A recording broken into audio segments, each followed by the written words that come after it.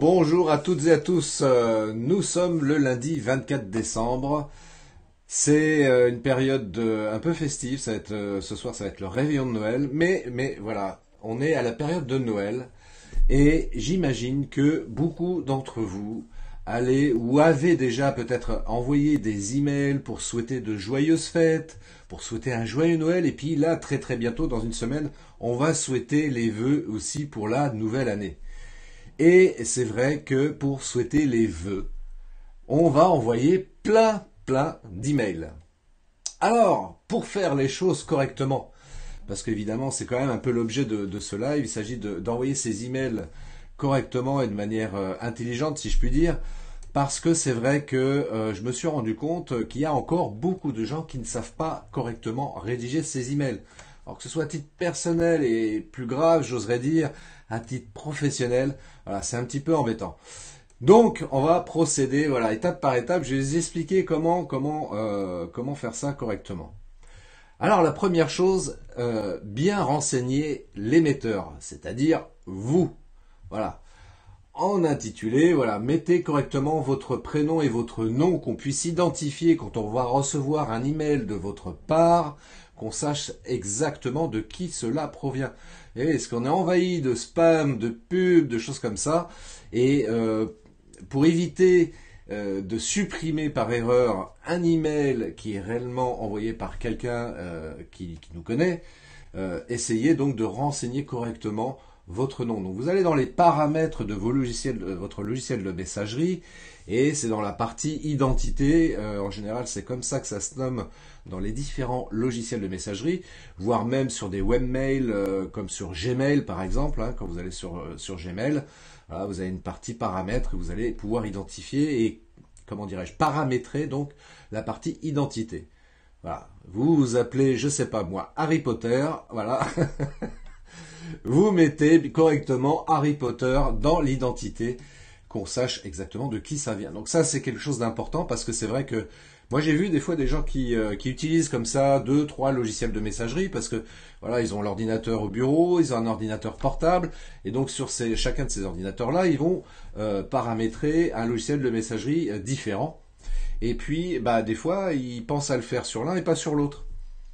Donc du coup, moi j'ai reçu comme ça des emails. Alors je savais plus d'où ça venait, de qui c'était. Et puis après c'est le bazar, parce que voilà, les emails arrivent un petit peu en vrac. D'un côté j'ai Harry Potter, et puis de l'autre côté j'ai le sorcier. Donc bon, c'est bien, hein, mais moi voilà, ce serait plus simple pour moi si Harry Potter, voilà, mettait correctement sur chacun de ces logiciels de messagerie qu'il a installés sur ses différents ordinateurs, qu'il fasse ça correctement et qu'il puisse bien paramétrer l'identité, et la même surtout sur chacun de ses ordinateurs, sur chacun de ses logiciels de messagerie notamment. Voilà. Donc ça, je dirais, c'est quand même, voilà, c'est la première chose à laquelle il faut penser, correctement faire. La deuxième chose, c'est les destinataires, à qui on va adresser ces emails. Alors que ce soit à titre personnel ou professionnel, qu'on s'entende bien, Mais là, c'est un paramètre aussi que je me suis rendu compte que bien souvent les gens ne maîtrisent pas du tout. Je vais vous prendre l'exemple suivant. Voilà. Je veux envoyer mon email, moi, Christophe Train, je veux envoyer mon email au Père Noël. Donc je mets son adresse email, mais je vais la mettre où? Parce que je me rends compte que dans mon logiciel de messagerie, alors que ce soit Gmail, que ce soit Outlook, que ce soit ce que vous voulez, il y a le champ A. Par défaut, c'est le champ A. Oui, je vais l'envoyer à quelqu'un, mon email. Donc là, en l'occurrence, au Père Noël. Donc je mets mon adresse email à Père Noël. Voilà. Jusque-là, tout va bien. Je l'envoie qu'à une personne. Voilà, je clique sur envoyer, terminé. C'est pesé, c'est parti, et j'attends que le Père Noël me réponde. Mais là où ça se complique en général, c'est qu'il y a 2 autres champs de destinataires. Vous avez le champ copie et vous avez le champ CCI. En général, c'est comme ça qu'il s'appelle le 3e. Alors déjà, le champ copie. Pourquoi, dans quel cadre on va mettre des adresses email dans ce champ copie? Eh bien, tout simplement, par exemple, je veux donc envoyer mon email à Père Noël, donc je renseigne ce champ-là, et je vais mettre en copie mon papa, ma maman, mes cousins, mes frères, mes sœurs, mes tantes, mes oncles, etc. Je les mets eux en copie pour les informer que j'ai envoyé un email au Père Noël dont ils vont prendre connaissance évidemment plus bas, et ils sauront qu'est-ce que j'ai demandé au Père Noël. Mais ces gens-là ne sont pas obligés de répondre parce qu'ils sont dans le champ copie. Donc quand vous mettez des destinataires en copie, c'est juste pour les mettre, pour leur faire partager une information que vous adressez à quelqu'un en particulier, à une ou plusieurs personnes encore. Parce que c'est vrai que dans le champ A, on peut mettre plusieurs destinataires aussi. Ce qui veut dire que là, par contre, s'il y a plusieurs destinataires dans le champ A, ces gens-là, normalement, doivent répondre à l'email. Contrairement à ceux qui sont mis en copie. D'accord? Donc voilà. C'est pour ça qu'il faut réfléchir comme ça quand on envoie son email pour savoir de quelle manière on va l'envoyer. Si je l'envoie à une ou plusieurs personnes, ces personnes-là devront me répondre. Si je mets des personnes en copie, ces gens-là ne sont pas obligés de me répondre. J'envoie juste ce message pour les mettre, comment dirais-je, ils ont cette information-là. Voilà, c'est juste pour info qu'ils ont connaissance du message que j'ai envoyé à plusieurs personnes, à une ou plusieurs personnes. Salut Kevin. Le troisième champ, et c'est celui-ci qui à mon avis est le plus important. Le champ CCI, à quoi il va servir? Je reprends mon exemple, je vais envoyer un email au Père Noël. Mais je veux que certaines personnes soient informées que j'envoie cet email au Père Noël, mais j'ai pas envie que les gens que je vais mettre dans le champ CCI sachent à qui je l'ai aussi envoyé pour info ce message-là. Parce que c'est un message qui va être adressé en copie invisible. C'est-à-dire que toutes les personnes que je vais mettre dans le champ CCI ne sauront pas à qui je l'ai envoyé aussi en copie ce message. Et ce champ CCI, il est super important. Je vais prendre l'exemple suivant que j'ai rencontré il n'y a pas très longtemps. Il y a quelqu'un qui m'a adressé, j'étais en copie d'un message qu'il a adressé plus précisément à 132 personnes. Oui, 132 personnes, et encore, c'est pas le pire que j'ai reçu. 132 personnes, et j'étais moi en copie. Je dis bien en copie, pas en CCI, en copie. Donc j'ai vu toutes les adresses mail des 132 personnes à qui ce message a été adressé. Alors ça pose plusieurs problèmes, hein. Ça pose le problème de confidentialité. J'ai peut-être pas envie que mon email comme ça soit diffusé à tout un tas de monde que je ne connais même pas. Donc c'est un petit peu dommage dans le cadre du respect de la vie privée. Et je me pose d'ailleurs même la question concernant le RGPD, si là quelque part on n'enfreint pas la loi. Parce que, encore une fois, on ne respecte pas ma vie privée. Voilà, je vois mon adresse email qui apparaît en clair au milieu de 132 emails. Donc il y a plein de gens qui vont connaître mon adresse email parce que c'est correctement mis, hein, Christophe Train, mon adresse mail. Et moi, ça me pose un problème. Parce que là, l'adresse email qui apparaît me concernant, c'est une adresse email perso et j'ai pas envie qu'elle soit diffusée. Et la personne qui a envoyé ce message-là, elle fait apparaître en clair mon adresse email et il y a 132 personnes qui en prennent connaissance. Ça me pose un vrai souci. Donc je ne sais pas encore une fois au niveau du RGPD si là on n'est pas quelque part en infraction vis-à-vis de la loi. Ça, c'est le premier problème. Le second problème, et non des moindres, sur les 132 emails. Sur les 132 emails, ça arrive donc sur les ordinateurs de ces 132 personnes. Et sur un ordinateur d'une de ces personnes, il y a un virus. Un virus qui est capable, donc je rappelle, un virus, c'est un petit logiciel informatique, et ce virus est capable d'aller pomper les adresses email qui apparaissent en clair dans les emails. Et qui va envoyer des spams. Vous voyez ? Et ça, c'est aussi un problème. Parce que moi, bien souvent, je me dis, mais comment se fait-il que je reçoive comme ça des spams, des choses comme ça, que je me suis jamais abonné? Et comment se fait-il que je reçois comme ça de la pub pour des trucs qui ne m'intéressent même pas en plus, quoi? Bien souvent, c'est pas que la seule raison, bien évidemment, mais en tous les cas, bien souvent, c'est tout simplement parce que, voilà, comme dans ce cas présent, quelqu'un a envoyé un message à 132 personnes. Sur ces 132 personnes, il y avait une d'elles qui avait un PC infecté par un virus informatique qui allait pomper les adresses email et envoyer comme ça des emails publicitaires en nombre. Voilà. C'est pour ça que je dis, pensez autant que possible. Quand vous envoyez des emails en nombre, réfléchissez bien comment vous allez envoyer ce message-là.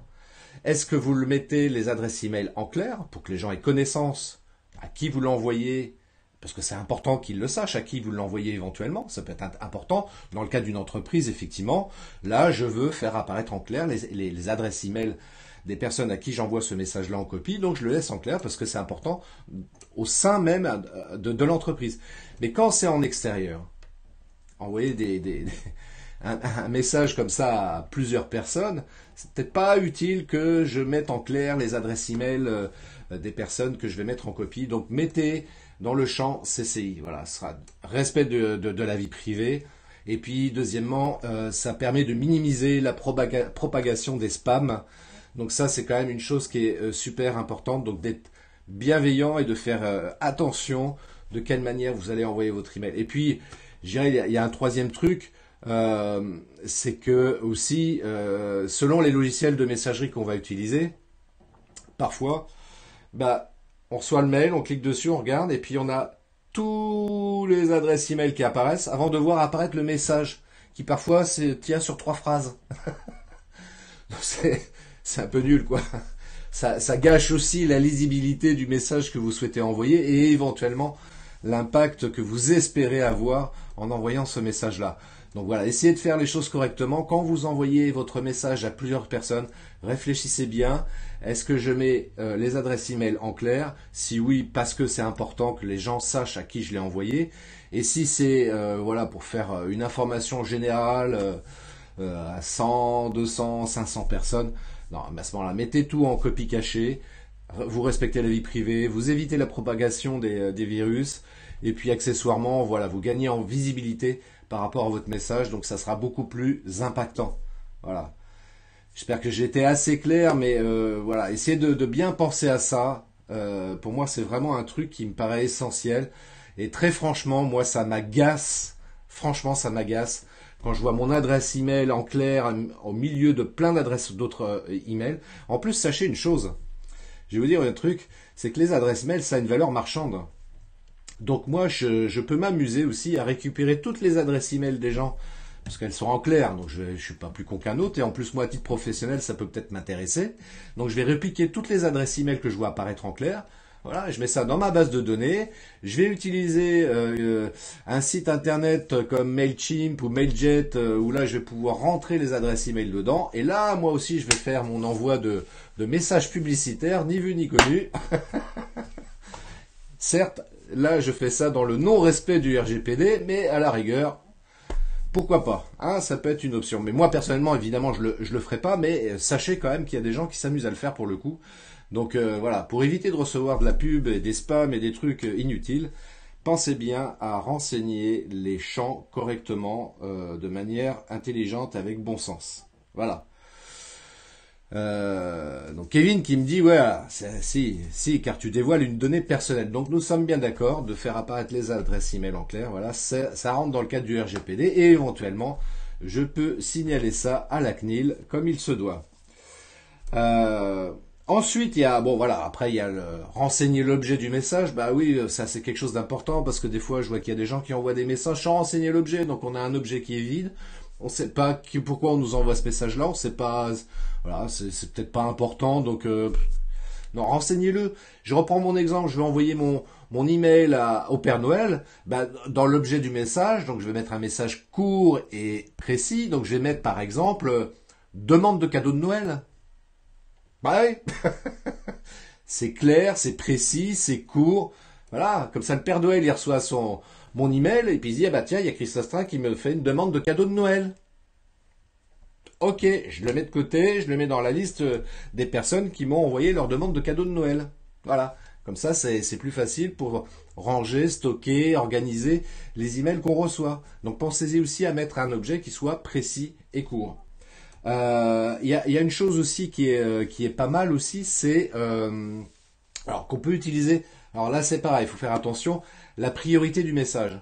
Voilà, par défaut les messages sont envoyés en priorité, ce qu'on appelle normal.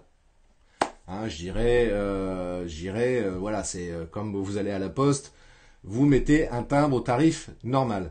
Mais vous pouvez être amené parfois pour alerter le destinataire, le mettre en priorité urgente.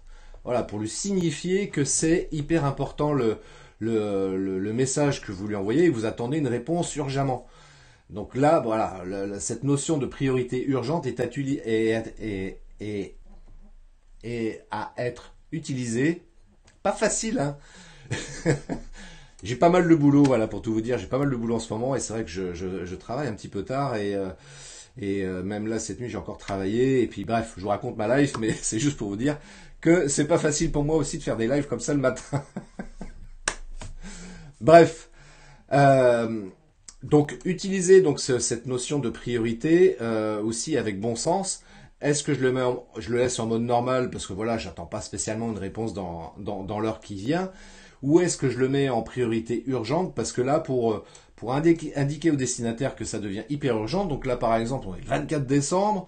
Donc je vais envoyer mon email au Père Noël et puis là je vais mettre priorité urgente. Demande de cadeaux de Noël, c'est urgent. Là j'aimerais bien que demain matin j'ai plein tous mes cadeaux au pied du sapin. Donc merci Père Noël de prendre en compte ma demande de cadeaux de Noël. Voilà, vous comprenez, ça peut être dans ce sens-là aussi que ça peut être utile.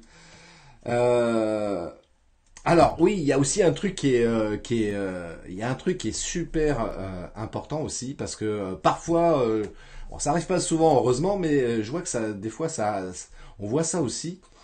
C'est d'éviter d'écrire tout le message en majuscule. Alors ça, depuis des années et des années, dans les règles d'écriture des emails, on a toujours précisé, et c'est vrai que c'est encore d'actualité malheureusement aujourd'hui, de ne pas écrire tous ces messages en majuscules. Déjà, c'est pas très joli, et puis deuxièmement, d'écrire en majuscule, ça veut dire que c'est comme si on criait. Voilà. Ouais, je veux des cadeaux pour Noël. C'est pas génial, quoi. Non, c'est cher Père Noël, s'il te plaît, voilà. On met une majuscule sur la première lettre de la phrase, évidemment, comme on l'écrit normalement, quoi, mais pas mettre tout en majuscule. Ou alors si on le fait, c'est parce qu'on a une raison bien particulière. Voilà, c'est réfléchi. Hein. Ce que je dis aussi, c'est faut réfléchir un petit peu de la manière dont on va écrire ces emails. Donc, par principe, on évite d'écrire tout en majuscule, sauf si ça a un intérêt évidemment particulier par rapport à ça. Frédéric, bah salut Frédéric, je te souhaite de passer de belles fêtes de fin d'année 2018. Merci, merci beaucoup Frédéric. J'espère qu'on se reverra l'année prochaine. Et puis, bah écoute, tu peux aussi m'envoyer un mail, hein, tous ceux qui me regardent aussi là en live ou en replay, vous pouvez m'envoyer aussi un email pour me souhaiter de bonnes fêtes et puis dans quelques jours m'envoyer vos bons vœux pour la nouvelle année. Hein, n'hésitez pas. Je vous rappelle mon adresse email info@ctprod.fr. Alors vous avez noté, j'ai dit j'ai pas dit arrobase, hein, parce que ça c'est pareil ça. Bien souvent, ça c'est un truc très drôle. Tiens, encore aujourd'hui, j'ai vu qu'il y a des gens qui ne savent pas faire la distinction entre une adresse email et l'adresse d'un site internet. J'en veux pour preuve l'autre fois dernièrement à quelqu'un, je disais bah tiens c'est quoi l'adresse de ton site internet? Et il me disait un truc du style info@ctprod.fr. J'ai dit non ça c'est ton adresse mail, mais ton adresse de site internet c'est quoi?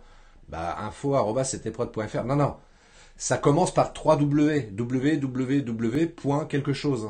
Ah oui ça oui c'est ça le site internet d'accord. Et puis il me le donne. Donc c'est facile pour identifier une adresse email. Vous avez le arrobase, hein, comme on le prononce ici en France. Mais normalement, ça se prononce at, hein, parce que ça vient de l'anglais at. Voilà. Juste petite parenthèse par rapport à ça. Donc si vous voulez m'envoyer un email, donc c'est info@ctprod.fr. Alors, donc je disais, ouais, effectivement, donc de ne pas écrire en majuscule quand vous envoyez un email. Et puis aussi d'éviter d'écrire en langage texto. Ça, c'est horrible.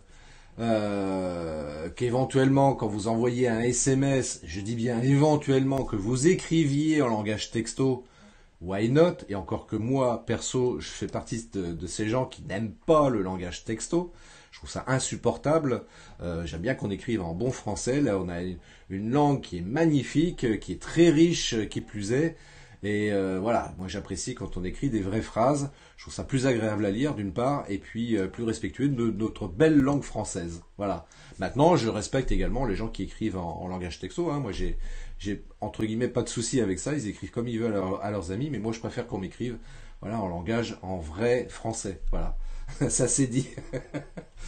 Donc, d'éviter d'écrire en langage texto, d'éviter autant que possible les abréviations. Je dis bien autant que possible. Parfois, bon, on est amené parce que c'est maintenant rentré dans le langage courant d'écrire avec certaines abréviations, mais voilà, essayez d'écrire correctement parce que c'est important. Et qui plus est, si vous écrivez un email professionnel. Alors là, pour le coup, là, c'est absolument langage texto, les abréviations, c'est à bannir absolument. Voilà, ça fait moche, ça fait pas sérieux, c'est laid au possible. Et puis, je dirais de toujours aussi respecter certaines règles élémentaires d'écriture, enfin de message, ou de courriel, ou de courrier, comme vous voulez.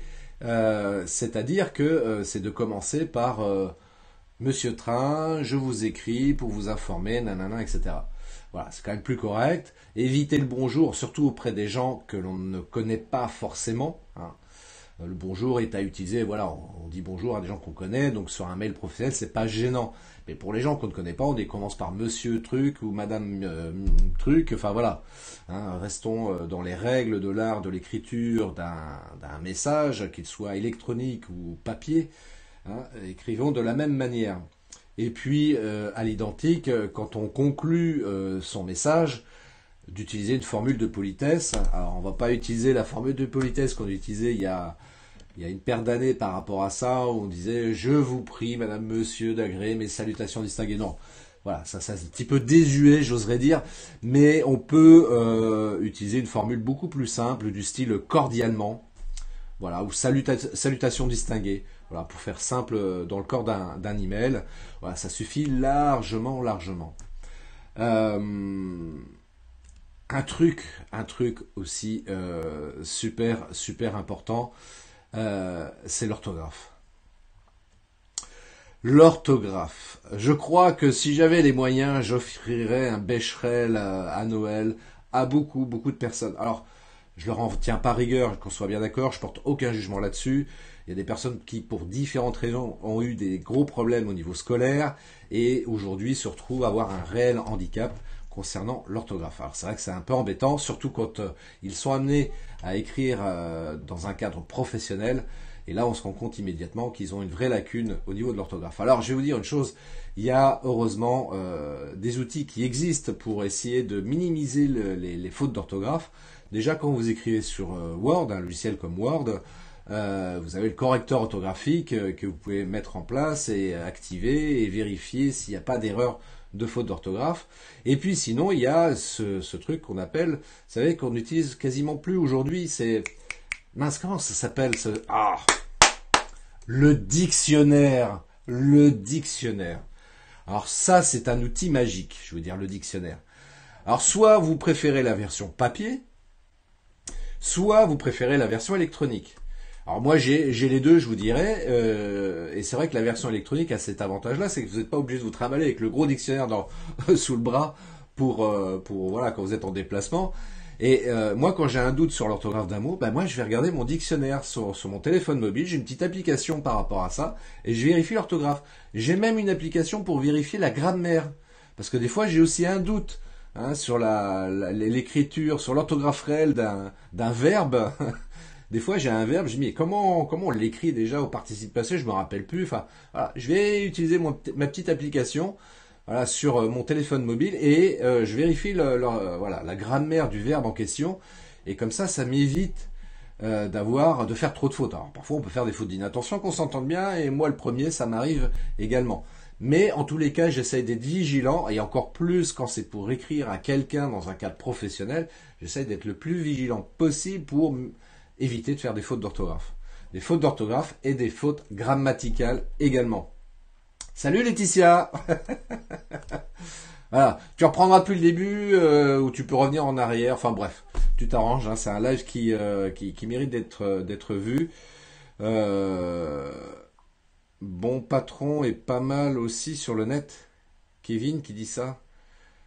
J'ai rien compris. Tu peux expliquer, Kevin. Bon patron est pas mal aussi sur le... Ah, tu veux dire que c'est peut-être un truc pour vérifier l'envoi des messages. Alors écoute, je connais pas du tout, je sais pas ce que c'est bon patron. Est-ce que tu peux expliquer, Kevin, exactement ce que c'est? Parce que moi, c'est le genre de choses aussi qui m'intéresse. Voilà. Parce que moi, je suis un amoureux de la langue française. J'adore la langue française parce qu'encore une fois, je trouve que c'est une langue qui est très riche. Vraiment, c'est vraiment une très très belle langue. Et c'est vrai qu'on a... Ah, moi, je sais que j'ai toujours aimé... voilà, l'orthographe des mots, respecter l'orthographe des mots, conjuguer les verbes correctement, bien l'orthographier également, enfin, etc., etc. Et c'est pour ça que voilà, sur mon smartphone, j'ai une application dictionnaire, une application grammaire. Comme ça m'évite autant que possible de faire des erreurs dans l'écriture de mes emails. Pour vérifier, bonpatron.com. D'accord. Eh ben écoute, bonpatron.com, bah moi ça me va bien. J'en prends bonne note, Kevin. Je te remercie pour l'info parce que je ne connaissais pas du tout, donc je vais regarder ce que c'est. Exactement. Bah écoute, c'est pas mal.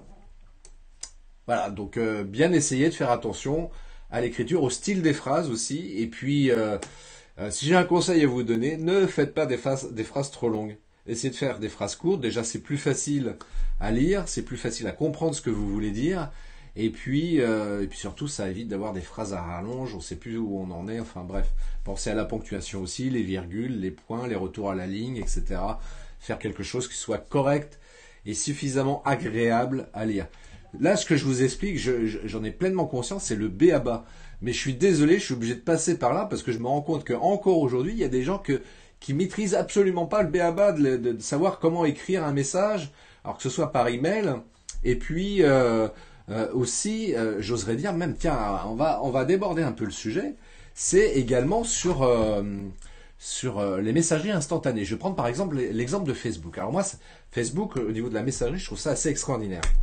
Alors certes, on est sur de la messagerie instantanée, on n'est pas dans de l'email, donc il ne s'agit pas non plus forcément de faire quelque chose d'assez, comment dirais-je, pardon, travaillé au niveau de l'écriture, etc. Néanmoins, ce qui est des choses comme ça très simples, on va pas dire cher monsieur, voilà, pour envoyer un message sur Facebook, mais ne serait qu'un petit bonjour ou un petit coucou, si c'est quelqu'un qu'on connaît, voilà, par exemple. Voilà, c'est juste voilà un préambule pour commencer à discuter, quoi. Hein, on n'est pas ok, c'est de la messagerie instantanée, mais enfin quand même, hein, respectons un petit peu les gens, soyons un petit peu polis aussi, voilà, la politesse, voilà, ça c'est euh, à mon avis un truc qui est pas mal, ça, la politesse. Respectueux aussi, ça c'est pas mal. C'est des choses. Enfin, avec Facebook notamment, je me suis rendu compte qu'il y a plein de gens qui l'oublient. Je vais vous donner l'exemple suivant. Moi, ça me fait toujours marrer. Des fois, des jeunes, je veux pas comment dirais-je généraliser, mais en tous les cas, c'est ce que je constate, c'est généralement des jeunes comme ça qui m'interpellent sur Facebook, notamment via la messagerie. Alors, c'est même pas bonjour. Ouais, je voulais savoir comment on fait ça, nanana. Et ils me tutoient. J'ai aucun problème avec le tutoiement, qu'on s'entende bien. Mais voilà, euh, il y a comment dirais-je des façons de faire. Quand on connaît pas quelqu'un, voilà, on commence par lui dire bonjour, permettez-moi de vous interpeller pour vous demander, etc. Voilà, on utilise le vouvoiement quand même au minimum. Après, une fois qu'on se connaît un petit peu plus, ok, pourquoi pas le tutoiement, mais et c'est des jeunes généralement qui fonctionnent de cette manière-là. Bah oui, ils sont dans l'instantané, voilà, la messagerie instantanée, le chat, Snapchat, etc. On dit pas bonjour, on interpelle comme ci, comme ça. Ouais, ouais. Mais moi, je trouve pas ça très cool, quoi. Donc juste un petit bonjour, un petit coucou, ça serait quand même pas mal, quoi.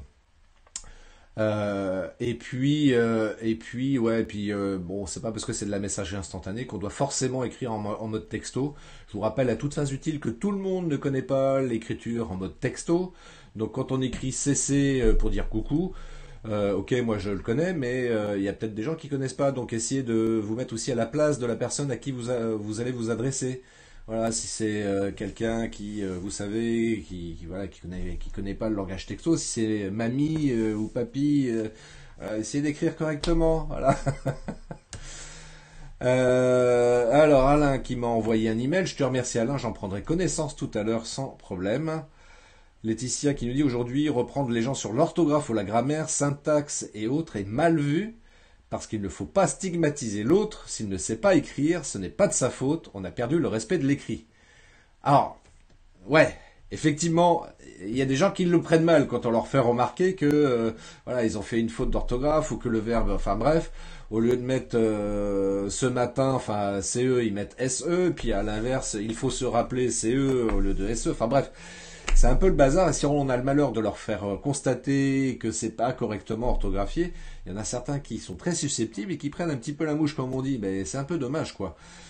C'est pas parce qu'on est sur Internet qu'on doit se permettre d'écrire n'importe comment.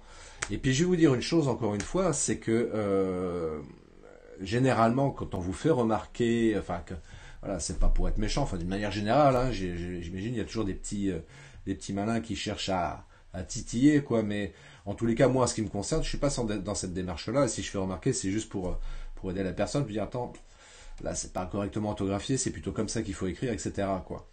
Et puis surtout, pensez bien que si vous écrivez mal et si vous faites pas l'effort d'apprendre à respecter l'orthographe ou la grammaire des verbes, à titre professionnel, ça risque de vous poser de gros problèmes.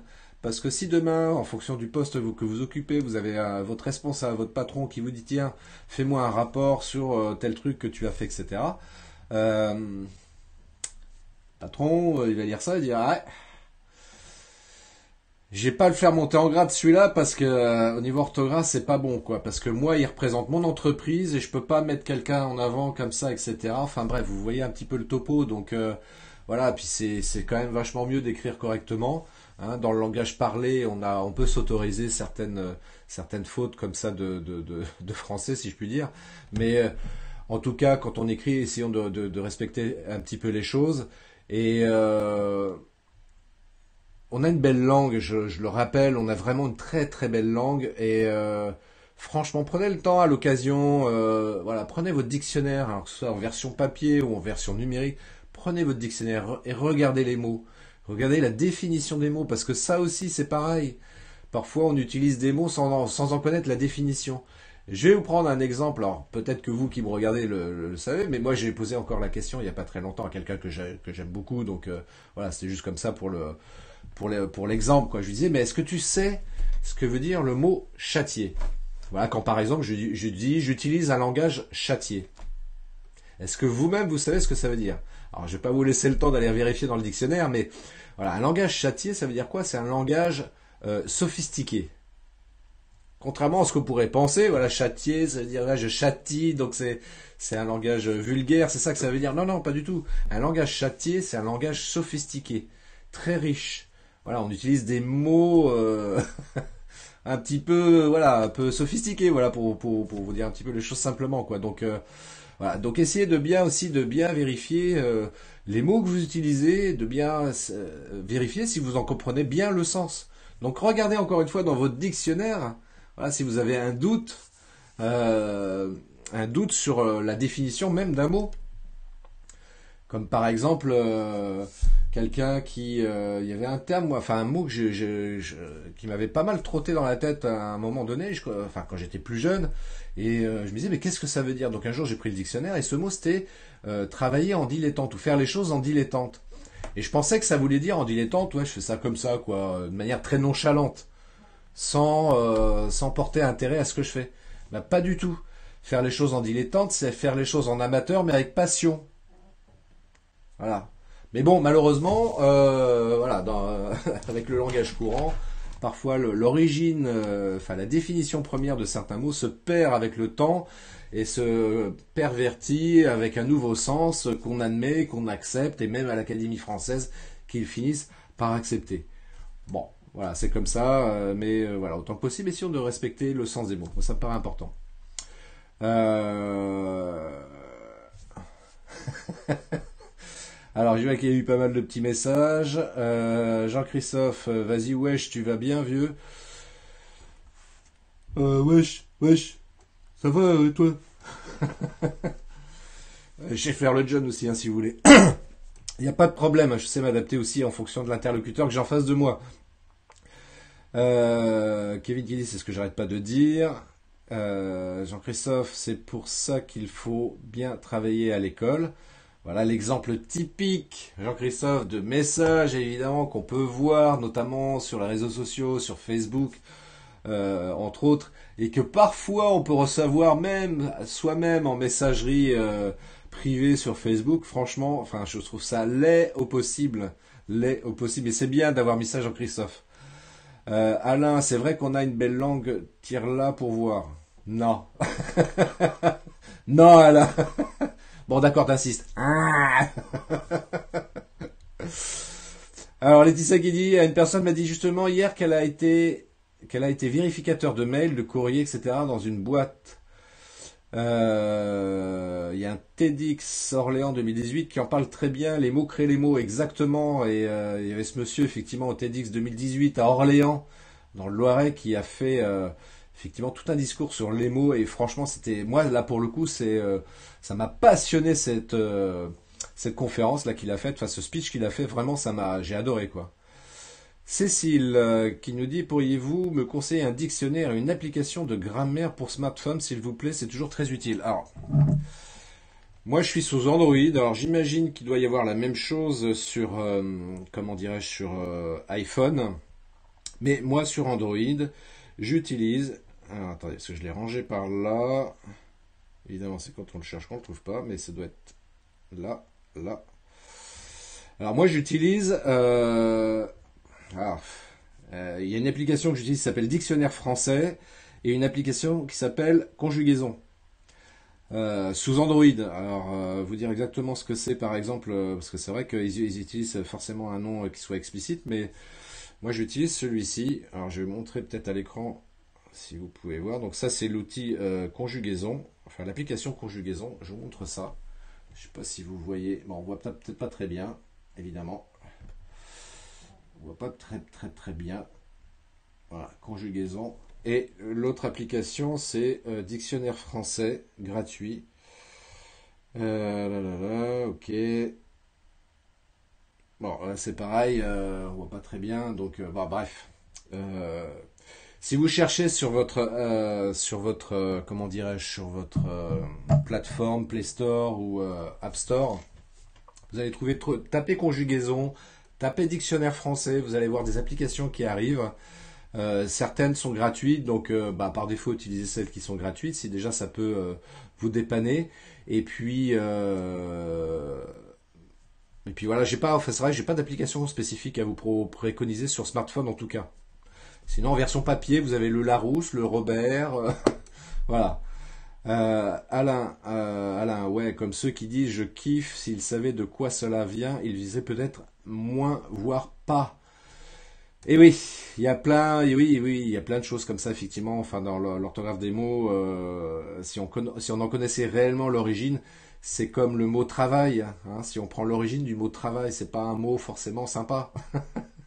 Hein, parce qu'en latin ou en grec, je sais plus, enfin, ça a une connotation qui est pas franchement agréable. Mais bon, voilà, c'est intéressant de s'intéresser.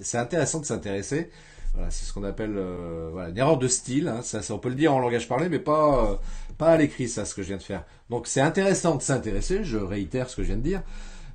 Donc, au sens des mots, à l'orthographe des mots et à utiliser la bonne grammaire et bien orthographier la grammaire des verbes aussi et savoir pourquoi on l'écrit comme ça et pas autrement, donc au présent, au participe passé, à l'imparfait, au futur. Et c'est pareil, le, le, le temps des verbes aussi a un sens. Voilà, c'est pourquoi je vais utiliser le conditionnel, pourquoi je vais utiliser le subjonctif. Je crois que c'est Alain l'autre fois qui me disait justement, tu vois, j'ai mis ce mot au conditionnel. Eh oui, c'est important. Voilà, ça permet de bien préciser le propos. Voilà, donc c'est tout ça, ça doit être réfléchi. Donc tout ça pour vous dire que oui, alors c'est vrai que j'ai fait un peu le parallèle aussi avec la messagerie instantanée Facebook, parce que c'est vrai que c'est important aussi d'écrire correctement, même sur Facebook, et autant que possible. Et puis, si on ne sait pas écrire les mots, on va aller vérifier sur le dictionnaire. Et puis si quelqu'un nous fait remarquer qu'on a mal écrit un mot, on n'est pas susceptible, hein, on essaye de prendre ça bien et de se dire que voilà, on a envie de progresser, de s'améliorer dans la façon d'écrire et que c'est pour notre bien, aussi bien à titre personnel et peut-être éventuellement surtout professionnel. Parce que dans un cadre professionnel, bah oui, moi je suis patron, si j'embauche quelqu'un qui sait pas écrire, eh ben il pourra pas grimper les échelons et accéder à un poste de haut niveau dans mon entreprise. C'est juste pas possible. C'est juste pas possible. Donc voilà, donc après c'est vous qui voyez, hein, je dirais, il n'y a pas de jugement de valeur par rapport à ça. Il faut des employés, il faut des cadres, il faut des cadres dirigeants. Après, à vous de savoir quels sont vos objectifs dans la vie. Il n'y a absolument aucun jugement par rapport à ça, qu'on s'entende bien. Hein, il faut de tout pour faire un monde, c'est ce que je précise. Et moi, j'ai autant de respect pour les boueurs qui viennent ramasser ma poubelle le matin et qui parfois ont un niveau scolaire élevé, malheureusement, et qui se retrouvent à faire ce type de boulot. Mais voilà, j'ai beaucoup de respect pour ces gens-là, autant que pour le monsieur qui est PDG d'une entreprise. Voilà. Moi, je considère qu'on est des êtres humains et tout être humain a le droit au respect. Et comme la langue française a le droit au respect elle aussi, hein, c'est important de la respecter, la langue française. C'est une belle dame. Donc respectons-la, aimons-la, apprécions-la, découvrons-la. Hein, voilà, tiens, c'est une bonne image ça aussi, tiens. Comparer la langue française à une femme. Ben, moi je trouve ça assez sympa, quoi. Euh, ouais, c'est une belle langue. Et puis apprenons à écrire correctement. Ça peut être pas mal aussi. Voilà, bah écoutez, je crois qu'on a fait à peu près le tour. Je vais pas vous retarder plus longtemps. Ça fait à peu près 45 minutes. Nous sommes en direct. En tous les cas, je vous remercie. Alors pour les pouces, je vois qu'il y a eu des pouces, des cœurs assez sympas. J'avais pas vu ça depuis tout à l'heure. Je vous remercie pour tout ça. Ça fait super plaisir. N'hésitez pas à partager cela et si vous pensez que ça peut intéresser certaines personnes, voilà, qui veulent s'améliorer. Hein, on n'est pas dans le jugement. On est là dans la critique constructive, toujours, avec beaucoup de bienveillance. C'est super important. Donc, n'hésitez pas à partager ce live sur vos profils. Ça peut intéresser certaines personnes de votre entourage. Et puis, n'hésitez pas à commenter, à m'envoyer des messages. Hein, voilà, en essayant de m'envoyer des messages le mieux possible, évidemment. En respectant les quelques règles que je vous ai évoquées depuis tout à l'heure. Et puis, je vous souhaite un bon réveillon. Voilà, ce soir c'est le réveillon de Noël. Je vous souhaite un joyeux Noël parce que c'est demain. Je vous le souhaite par avance. Peut-être que lundi prochain, nous serons le 31. Peut-être que je referai un petit live aussi, pareil, vers 11 heures. Donc restez connectés sur la page Facebook de CT Prod. Hein, c'est là qu'ont lieu les lives. Et puis, je vous souhaite plein de bonnes choses, une belle semaine. Profitez bien des gens avec qui vous allez passer ces fêtes. Apprécier ces moments-là, dans le partage, dans l'amour, dans la joie, dans la bienveillance, tout ça, voilà, c'est super important. Profitons de ces moments-là pour être près des gens qu'on aime. Et puis, je vous souhaite plein de bonnes choses. Et puis, longue vie et prospérité. Bye bye.